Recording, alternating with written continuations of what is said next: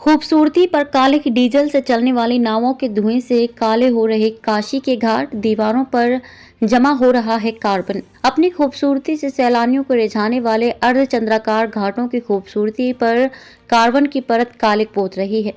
वह है गंगा में दौड़ रही डीजल इंजन नावों का धुआं। यह खुलासा पर्यावरण विशेषज्ञों की टीम ने शोध के बाद प्रशासन को सौंपी रिपोर्ट में किया है।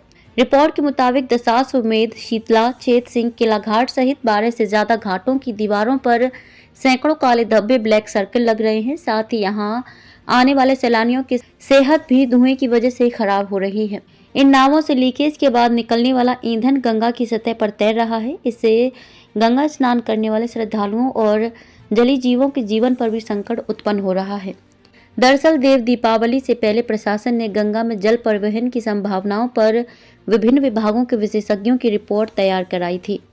इन नावों से लीकेज के बाद निकलने वाला ईंधन गंगा की सतह पर तैर रहा है। इससे गंगा स्नान करने वाले श्रद्धालुओं और जलीय जीवों के जीवन पर भी संकट उत्पन्न हो रहा है।